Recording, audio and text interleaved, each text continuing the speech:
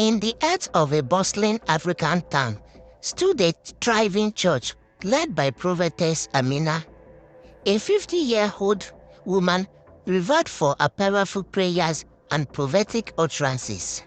Clad in vibrant robes, she drew multitudes seeking healing, blessing, and deliverance. To her congregation, she was a divine vessel, a beacon of hope in a world fraught with challenges. However, beneath the surface of her spiritual facade lay a dark secret, a pact she had made with an ancient serpent deity. Years before, desperate for supernatural mystery, Amina had sought out a mysterious herbalist deep in the forest. There, she encountered the serpent, a creature of unspeakable power. It promised her the ability to perform miracles in exchange for her unwavering loyalty. Amina agreed, believing she could control the snake and maintain her divine persona. For years, her plan worked flawlessly. Her church grew exponentially, and testimonies of miraculous breakthrough abounded. But the prophetess was haunted by the serpent's ominous warning that one day it would reveal itself. As time passed, Amina became emboldened by the serpent's power. Whenever she prayed for her congregation, her words manifested as blessing, healings, and even financial breakthroughs. Members began to revere her as an anointed woman of God, unaware of the malevolent force that flooded her ministry. Behind closed doors, however, she felt the serpent, chanting incantation to keep it appeased. Yet, the prophetess was plagued by guilt. She had started her journey as a genuine servant of God, but the Lord instantly had drawn her down his dark path.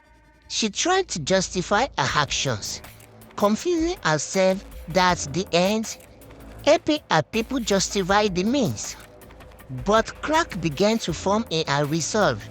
The serpent's demand grew increasingly sinister, and Amina feared it would still act for more than she was willing to give. She lived a constant dread of being exposed, knowing her reputation and ministry would crumble if the truth came to light. On a sunny Sunday morning, the church was packed as usual. Joyful hymns echoed through the air as members prepared to hear prophetess Amina's sermon. As she ascended the pulpit, her presence commanded attention. Her fiery sermon on faith and miracles captivated the congregation, and she ended with a powerful plea, calling on the heavens to bless her followers. But as the atmosphere grew intense, something unexpected happened. From beneath her flowing robes, the serpent slithered out, its scales glinting in the sunlight. A gasp rippled through the crowd as members recoiled in shock and fear. Amina froze, her worst nightmare materializing before her eyes. The serpent coiled around her legs, its presence unmistakable. Whisper turned to murmurs and then to shouts of disbelief. Some members fled the church in terror, while others remained, demanding an explanation. Chaos ensued as members pieced together the truth. For years, they had trusted Amina, attributing their breakthroughs to divine intervention.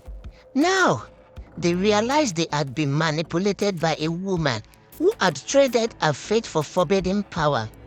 The elders of the church confronted her, their voices trembling with anger and betrayal.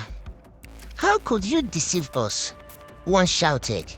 "You used the name of God for yourself again." Amina fell to her knees, weeping bitterly. She confessed her pact with the serpent, recounting the desperation that had led her to seek its power. But her rumors did little to quell the fury of the congregation. They demanded she leave the church and face divine judgment for her actions. Amina, broken and humiliated, left the peoples for the last time, plunging the serpent as it is in defiance. Banished from the church and ostracized by the community, Amina retreated to the forest, where her path had begun. She sought out the herbalist who had introduced her to the serpent, hoping to undo the curse. The herbalist, an ancient woman with passing eyes, warned her that breaking the path would come at a step price. You must choose, she said. Give up your life to destroy the serpent or live in its shadow forever. Torn between guilt and fear, Amina decided to sacrifice herself. A grueling ritual, she confronted the serpent, denouncing it and pleading for divine forgiveness. The snake fought fiercely, but in a burst of blinding light, it was destroyed. Amina collapsed, her body frail, but the spirit liberated. Word of her redemption spread, and some in the community forgave her, seeing her as a cautionary tale of pride and repentance. Amina spent her remaining years in solitude, dedicating her life to prayer and seeking peace with the God she had betrayed. Her story became a legend, a warning to those tempted to trade their faith for worldly power.